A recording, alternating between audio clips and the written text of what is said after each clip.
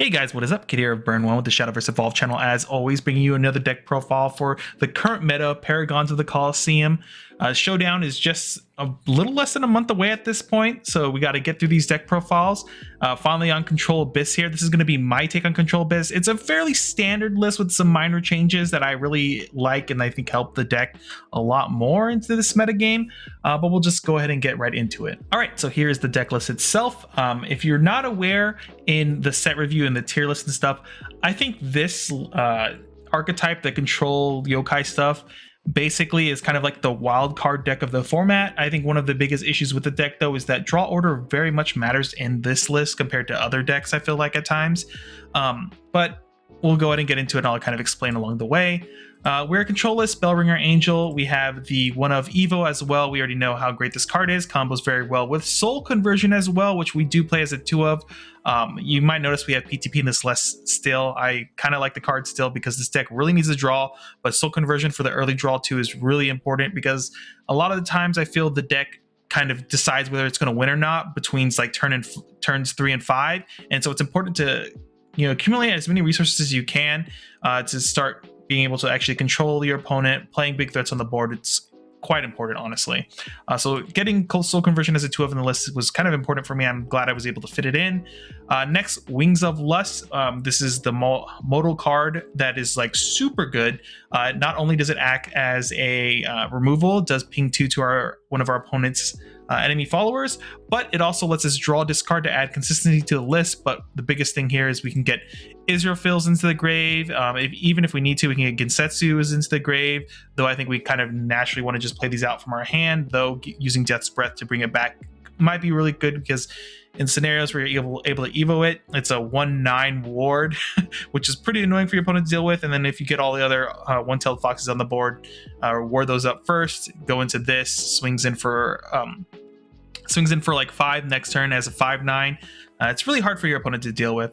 But those are great targets to discard, as well as Dark Alice. Just the big heavy cards that you don't want to see. Obviously, the best one is Israfil, so we can set up the turn 6 Death's Breath Evo and so forth. Next here is Dominion Punk Devil. This card's super important in general because aggro matchups and stuff are kind of annoying for us, so the extra healing plus the Bane as well is very important to like force and stuff like that. So if they present you with a turn 2 Fairy Dragon, this at least creates some kind of wall so your opponent can't just get free damage in. If you give it Bane as well, it makes it a little bit more awkward for them to trade into this. It means they're going to have another play on turn 3 to be able to remove this and then be able to swing in with, like, at best their 3/4 Fairy Dragon. Card's been a staple for quite a while. I'm sure everyone knows that. Surefire Bullets in here. We are a control list. 2 play points to get rid of the usually 3 cost followers that evoed. This is our answer to those very easily. Whenever we have 2 play points up, we always spread in Surefire Bullet. It's a really great card. So I'm still playing Lyra Archer Throne. I think this card does does work into a couple different matchups, actually. It helps a little bit in the rune matchup a tad bit. It prevents them from doing damage to our face with the Meteor Storm, which does come up when they want to like clear our board, because our board can go pretty wide in late game, especially with Ginsetsu. Having Lyra on the board makes it so we don't take 3 damage to face. But into the Disdain matchup as well, this is a really, really good card to have on the board. They have to answer this card before they start getting a ping our face for 3 using Ginsetsu. Or not Ginsetsu. I mean, oh man, I'm forgetting the card right now. But you know what I'm talking about, the Omen of Disdain. If she comes on the board and evos out and stuff like that, we don't want to take face damage. They have to actually answer this card. And this also lets us pressure our opponent's life total, which is really important in my opinion, because the more we can pressure the life total, the more they have to do something about it. And we can kind of like sit back a little bit and, oh, Galmute. Galmute is the name of the card. I just remembered. And we can kind of sit back, deal 2 damage every turn, and kind of start building up a board over and over again that they deal with. And once we start, looping Death's Breath and just slamming down Ginsetsu over and over again, it's going to be a lot for our opponent to really deal with. Next, Marzensky is one of our best like 2-for-1 tools against like aggro matchups, and then as the game goes on, this card just gets better because Necrocharge 10 is insane, -4/-4. It's such a good card. 2 of the Evo. Generally, you use one early on to get rid of like the aggro stuff, and then later in the game, you usually get the -4/-4 Evo -2/-2 somewhere, and then swing in for a 3-for-1 a lot of the time.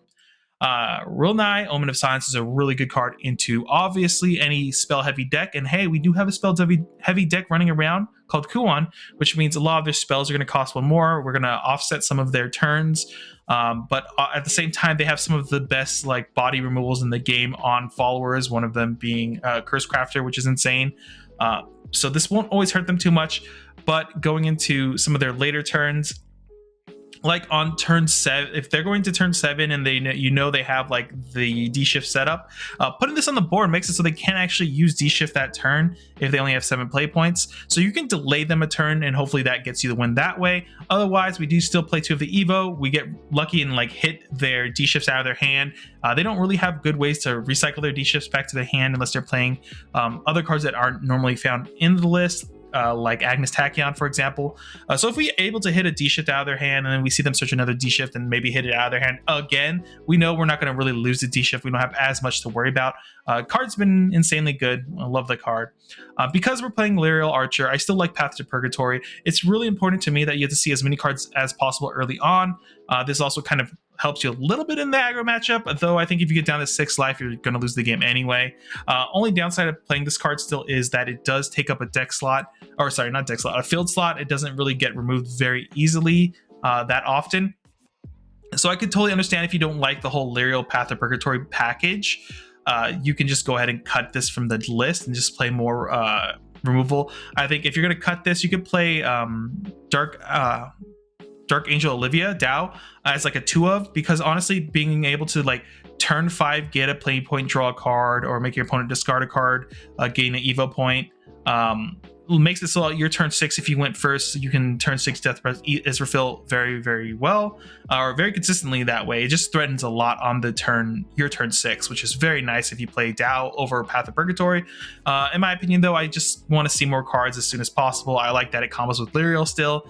So I've been testing with this package. I've been relatively happy with it. I do want to test more with Dao a little bit more, because I do like the whole turn 5 Dark Angel Olivia into the guaranteed turn 6 Israfil, which feels really, really good for the list, obviously. Though, like I said, a lot of times draw order kind of matters. Seeing more cards in this deck matters a lot. So that's why I'm kind of leaning towards having the Path to Purgatory a little bit more often. But yeah. Silent Purge, this is your answer to any big threat that doesn't have aura and makes your opponent discard a random card, which is good for you. Once again, hitting D-Shift or something is going to be really big for those matchups at least. One of Dark Alice is kind of like the one of, if it goes into your grave, you can bring it back with Death's Breath, and then it just kind of sticks to the board for the rest of the game, because you can usually banish 20 cards from your deck relatively. That's the most times you can do it. So Dark Alice will stick around, but every time it does swing in and answer something, it also removes another card in your opponent's hand. Kind of control them that way, get them down to like nothing, which is quite annoying. And for like a lot of obviously decks that don't have a lot of good draw, they can't really deal with Dark Alice. Once it gets to the board, you just shred their hand while presenting them a 6/6 over and over again. Finally, Ginsetsu is kind of like your big boss monster card here. We do play 3 of it because every time we see it on the board, we want to be able to Evo it immediately, essentially.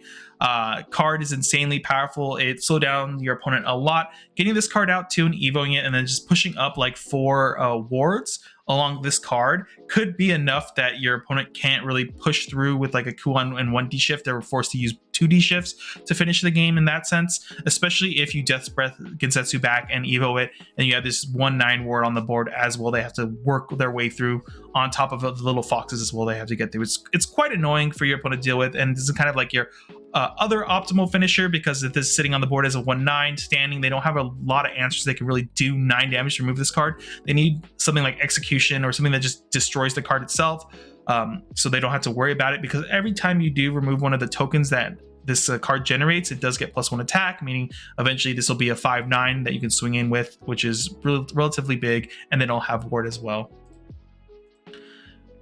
Yuzuki, Righteous Demon, I like this card a lot. It fits so well into this deck. So obviously the fanfare effect is really great. Each opponent basically has to sack one of their own followers. Otherwise, Necrocharge 10, they have to do 2 instead, which is insane. What makes this card so good is that you can play this card as a quote-unquote spell card. Essentially, it's a modal card. You can pay 3 on turn 3 if you need to answer something, deal 5 to them, and then you mill the top card of your deck. It helps you get into the Necrocharge 10 for like the 3 cards that really care about Necrocharge in this deck, which is really, really big. On top of the fact that Yuzuki, Righteous Demon itself, Death Breath this back onto the board is not bad either. You get a 5/5, your opponent loses 1 to 2 cards on the board, and you have this 5/5 ward with Bane. It's quite annoying for your opponent to deal with. Just being able to like play this threat that also potentially removes 2 things off the board is really nice. And the fact that you can naturally play it from your hand too by paying 3 early on as removal, and it's now in your grave means Death Breath can bring it back, which is very nice. So you consistently have a good target for Death Breath by turn 6, which is the part I like a lot about this deck. Obviously 3 of Death's Breath. I think this is the main draw to playing Abyss in general, in my opinion. I think this is one of the strongest cards Abyss has access to in its own craft for the most part, just because I think it's really broken once you start getting like more than 3 copies of a card out on the board consistently over and over and over again. Your opponent's going to have a really hard time to really deal with those boards. Like if you're just constantly bringing back Ginsetsu, Dark Alice, Yuzuki or whatever over and over again, it's just going to be annoying. On top of the fact that we get to play the big boss monster Israfil, which is super nice. Israfil itself as well, heals you 4, which is really important, getting more health up. But the big thing is we do play 2 of the Evo. The strike, deal 5 damage to each enemy follower on the board is really important because that just kind of answers our board on turn 6 with an Evo point, obviously. That can just reset the game essentially. You heal 4, they have this 10/10 ward they have to get through and deal with. It's really hard for some decks to really deal with that, and it's Israfil's kind of like our boss monster outside of Ginsetsu and stuff. The card's just too good. It heals you, lets you live longer in the game and stuff like that. Card's pretty important to be able to close out games because the 10/10 coming back over and over again is just really hard for your opponent to answer. And even when you run out of the Evos, which is nice about this deck, is you can use Wings of Lust to give it rush as well if you just Breath it back, meaning you can swing in for 8 and then deal 3 damage to the enemy board. Which still does a lot of damage to your opponent. So this is kind of my take on the whole control Yokai Abyss stuff going on. I think this is kind of like the more optimal way to play the deck. I think the only other things you could possibly change around here, in my opinion, is cutting Lyra Archer and cutting Path to Purgatory. You can play the more 2-drop removal that way to have more control. The one that lets you make your opponent discard as well is a pretty solid card overall. Though I don't like it as much. I'd rather be able to present bodies on the board and play more into my game plan. Path to Purgatory, obviously it can clog your board, like one of your slots in your board, though a lot of the times you're not really trying to present a lot of wide boards to your opponent. It's more about you presenting one big guy at a time or making really annoying boards with like Ginsetsu that way. So clogging up one spot on the board isn't the worst in the world. Otherwise this slot would just take up, become Dark Angel Olivia. My issue with Dark Angel Olivia is one, you don't always have it on turn 5. And obviously, yes, it helps more with your high roll Israfil turns on turn 6, especially going first.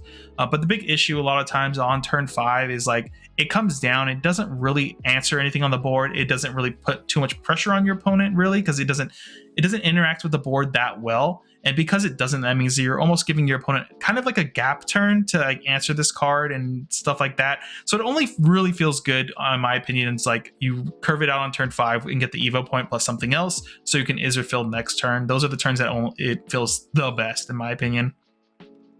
But yeah, outside of that, this is kind of the control list I've been running around with, or like kind of testing about. Once again, full warning, I do think like this deck can either high roll to heaven and like do so much work. Other times your hands will just be super garbage and you'll hate this deck. I think you just got to figure out if this is the deck playstyle that you like, then you can stick with Abyss. Otherwise, I think you should just move on to a different craft at this point. Or if this is the only thing you have, just go for it as well. But yeah, with that being said, hopefully you guys like this video. Let me know what you guys are doing in your Control Abyss list. I would love to see the spiciness out there, because I know the community is, think tanking a lot of different decks right now. And so there's a lot of spicy tech running around in every list. Everyone's trying to like flavor up their own special build. So I want to know what you guys are doing. Help your Abyss brothers and sisters out there. But yeah, with that being said, hopefully you guys like this video. Make sure to like, comment, and subscribe, and I hope to see you guys in our next video. Later, everyone.